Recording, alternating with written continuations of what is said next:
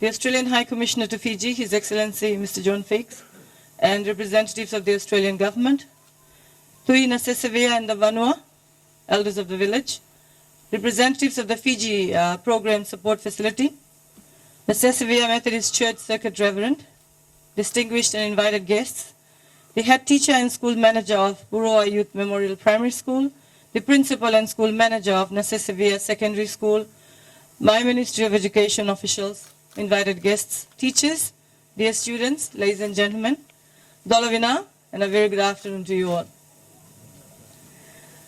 To the Vanua, thank you very much for your warm words of welcome, and I'm indeed delighted to join the Australian High Commissioner here this afternoon to the opening and handing over of your new staff quarters.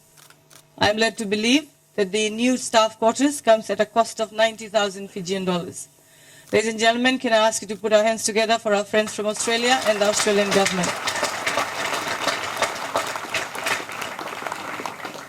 Your Excellency, I'm sure you are humbled by the presence of the villagers and their traditional welcome and their appreciation for your kind gesture of support to Fiji's education system and of course the community here at Nasesevia.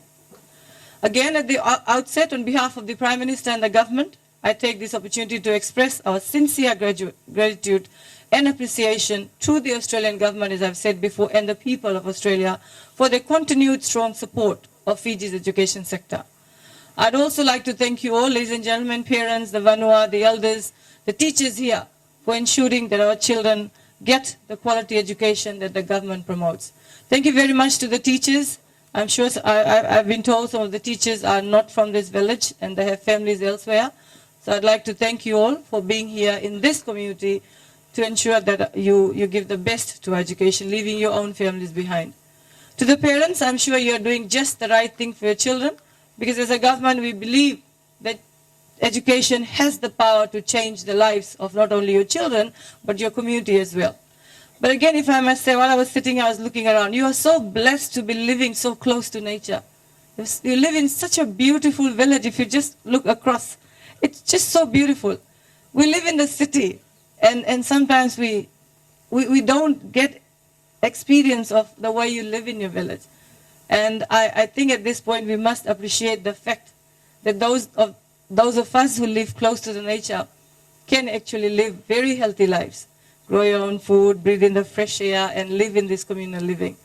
So again, thank you very much. And coming back to Australia and Fiji's bilateral partnerships, of course, Fiji and Australia share a very strong and long-lasting bilateral relationships. His Excellency mentioned that for the last 3 decades, they have been with the Minister of Education in the government. Australia's support to Fiji's education sector is implemented in close collaboration between the Ministry of Education, Heritage and Arts, DFAT, and the education program. And if I may, just for the information of the guest here, the community and the media, share some of our joint achievements to the program to the Australian government. This includes, the first one is the development of an online upskilling program for the current and future heads of schools. And again, this is led by the Ministry of Education and funded by the Australian government through the program. And of course, we are expecting to complete all modules by August 2019. Of course, through the Australian support program again, delivery of internet connectivity through modem solutions. We have already installed in 22 schools by Ministry of Education's Technology and Employment Skills Training Unit, again with assistance and funding from the Australian government. There is also co-funding arrangement between my ministry and the program for a short course that will lead to a diploma in counselling at the Australia Pacific Training Coalition for 36 teachers. I'm sure if you've been following the Parliament session, there was a question asked in Parliament about how do we, there's a shortage of counsellors in the country. And the fact that we need counsellors to help our teachers in schools, this partnership and co-funding arrangement between my ministry and the Australian government will see 36 teachers trained into counselling, diploma in counselling. And these teachers are expected to complete the first block of 4 units in August this year. Of course, other collaborations with the Australian government, completion of the remaining training on FEMIS for Southern Lau and Rotuma. And again, this is supported by the Australian government. And ladies and gentlemen, there are so many other things like the one that we are going to witness today, and that is the completion of the repairs in 6 TC Josie affected schools, which includes your school for today's handing over. Ladies and gentlemen, TC Josie, Kenny and Winston, the damage that left on our country is well known to all of us. And actually we are still in the process of rebuilding some of our schools. And at this point in time, I'd also like to thank all the other partners and agencies that have supported us when Fiji was struck by TC Winston, Kenny and Josie. Coming back to rebuilding schools, ladies and gentlemen, there are questions asked why there are still why some schools are still not being completed. We believe in building back better. Though it's taking us a bit of time, we believe that the new buildings that will be built better will protect us and protect us from any other cyclones that might strike Fiji in the near future, stronger than TC Winston. And again, so at present, what we are doing is carrying out an audit of schools. When TC Winston struck Fiji, ladies and gentlemen, a couple of years ago, a lot of schools were damaged. Some schools were completely damaged. Quarters was damaged. Buildings were damaged. The abolition blocks were damaged. And we found out that a lot of schools built way back were done without proper structures. So we are trying to ensure through the audit that the schools that are going to be built back will withstand that, as I said before. Coming back to government contributions and grants towards education of our children. So we have free tuition program for your children where you don't have to pay school fees, you don't have to pay for your textbooks, etc. But at the end of the day, you will have to take some responsibility in providing other necessary things required for your children, like provision of food, stationeries, bags, etc. So we have for the early childhood education allocated $2.8 million. Year 1 to year 13, allocation for Minister of Education is $63.7 million. And of course, you're aware of the transport assistance program stands at $20 million. And we are fulfilling the promise made to our people by our new constitution. And because of this free education and transport assistance, ladies and gentlemen, we see more and more children attending school. But our target is to ensure that every child who's supposed to be in school is in school. And this is where we request the Vanua, we request the elders, we request our mothers and request our fathers to please send your children to school. And we want to see all children in school. A bit of further information about how seriously we take education, ladies and gentlemen. The government has allocated 917 national topper scholarships for students who excel in year 13. What it simply means is that there are a set of programs and your final year students can study on scholarships without paying a single cent. Full scholarship for those 970 top students in the country. So please encourage your students to excel in year 13. And of course, while others can choose their own field of study to pursue their higher education under tertiary education loan schemes. And we have added benefits our accommodation support scheme under the tertiary education loan schemes, where your children can now borrow for hostel and meals, food, bus fare, rent, incidental and stationery allowance. So today, again, coming back to today, as I look across the crowd, I see happy faces, happy teachers, happy parents, is actually your day to celebrate. The teachers, the students, and the whole community. Burua Youth Memorial Primary School and Nasesevia Secondary School. And as we traveled across here, we realized that you live in the remote highlands of Nawaicoba of the Queen's Highway. It's quite remote. I come from the village of Malamala, just your neighbor. So when I went to Nawaicoba Primary School this morning before coming here, I was asking the students, how many from Malamala? And they were so excited.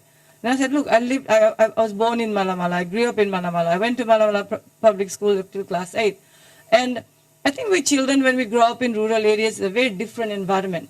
And you are blessed to be in this environment where you can teach your children the right values, moral values, discipline, where you still have your elders within your homes and villages that can guide our children. If you read the media, ladies and gentlemen, especially for parents and teachers, these days media is full of reports of child abuse, child neglect, okay? And as elders and as parents, I think we must do whatever is best within our own homes. Many a times I'm asked this question, oh, so this has happened, what are you going to do about it? Let us not shift our parental responsibilities to our teachers.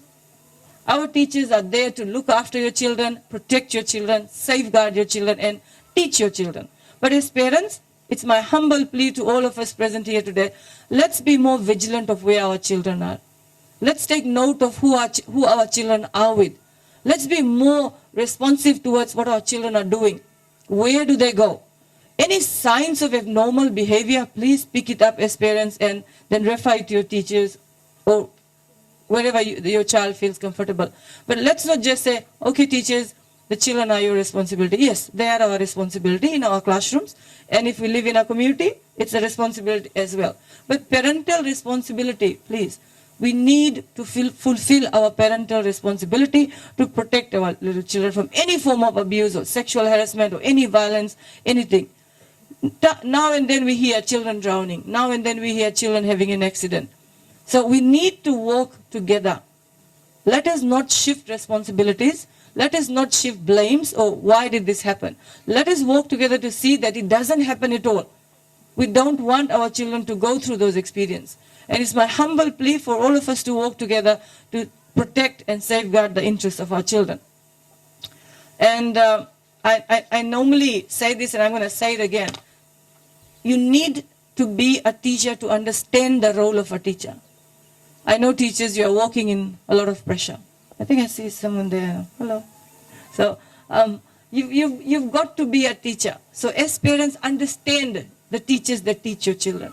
You live in a village settlement. Okay? Talk to your teachers. Ask them what their problems are. And together as a community, I'm sure you will be able to solve any problems that arise within your community. Okay? Many times the media is here to, they come after us, are you aware this has happened? Many things we leave it to our head teachers and our principals. They are the best people to lead a school, and I'm sure your head teachers and your principal are doing their job right. If you feel you are not happy, the education officers will come up, but we want to work together with you. Okay? So again, those teachers will be accommodated in the new classrooms. I'm sure you are very happy. And I wish, and I'd like to plead to you to look after the buildings that have been given to you today. It comes with a lot of money. And of course, your responsibility is to ensure that you take care of the building as if it was your own home. We have an issue of quarters within Fiji. Okay? We have an issue of quarters within Fiji where teachers from other districts have to travel and teach in outlying areas. But we are trying to look into that. So I urge you, like I said, to look after the new quarters as if it was your own. And if we continue in this manner, I'm sure we will be able to lift the level of education, the delivery of education, the quality of education in the country to another higher level. And it has to be a joint partnership between the government, the community, the elders, and of course our support partners. So ladies and gentlemen, I know you're all excited and to see the new buildings. But once again, please allow me to thank you very much for the efforts that you've put in showing our appreciation to the Australian government and the High Commissioner on how thankful we are for the support that has been given to your community. And to the children, like I said, the parents, look after your children. The rest of you, look after your health. And God bless you and God bless Nasesevia community. Thank you. Binaka.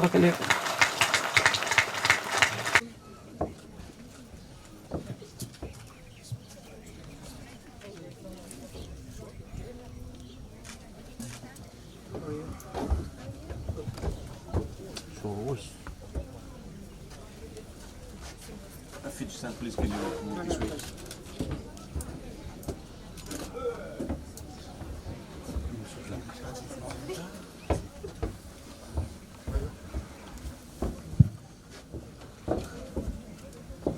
So this is one? This is one. You'll be doing the unveiling first.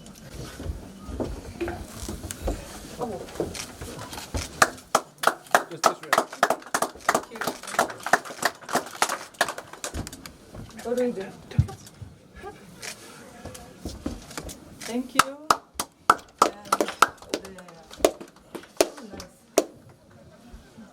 Come here, come here.